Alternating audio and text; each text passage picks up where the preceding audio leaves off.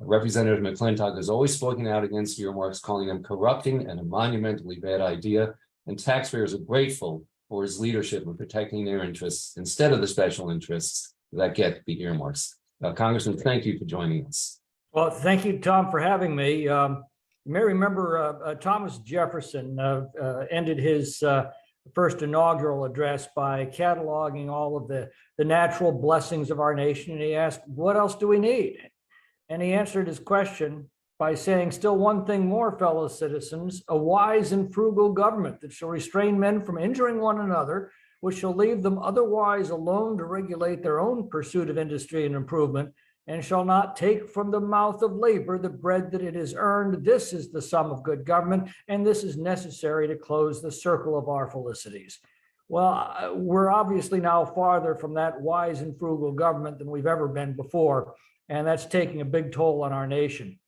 But I've found that in politics, especially, it's always darkest just before the dawn, and I think we're fast reaching a turning point in our history when the public will demand that we return to those Jeffersonian principles.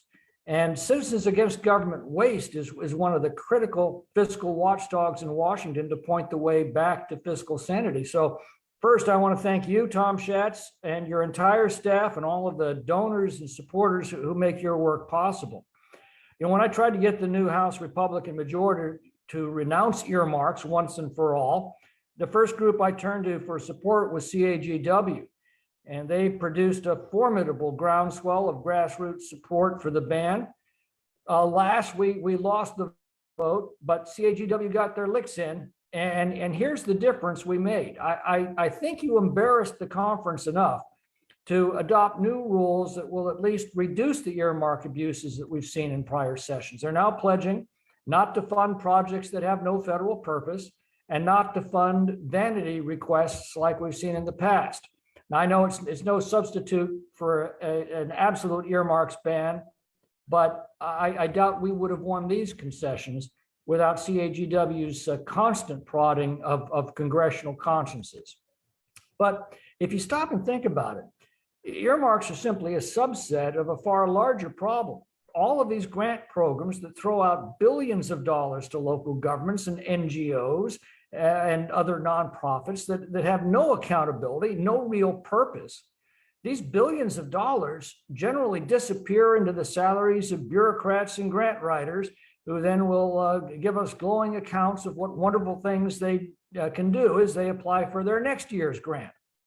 The debate over earmarks is a debate over whether these grants should be doled out by executive branch bureaucrats or by individual congressmen. But it begs the larger question whether we should be paying an estimated $700 billion in grants each year for pork projects and pet causes.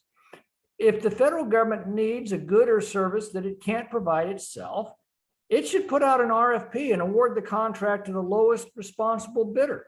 And at least that way, there's a contract and a clear definition of what American taxpayers are getting for their money. You know, I've told the leadership that really they ought to be demanding every committee chairman go through and weed out every grant program that we're currently shoveling money to.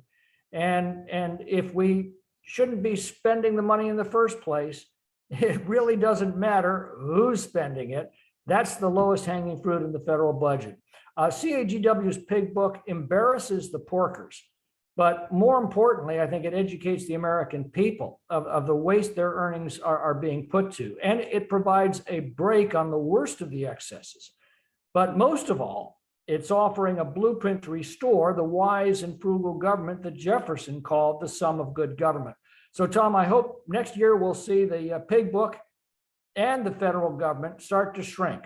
And if it does, CAGW is going to be a big part of the reason. Thank you, Congressman. Really, really appreciate your efforts on this for many, many years. And I wish every other member of Congress felt the same way that you do. I know that you've tried to eliminate earmarks, will continue to do so, and keep fighting, because we're right there behind you. I know you are. Thank you again. Thank you. Thank you very much.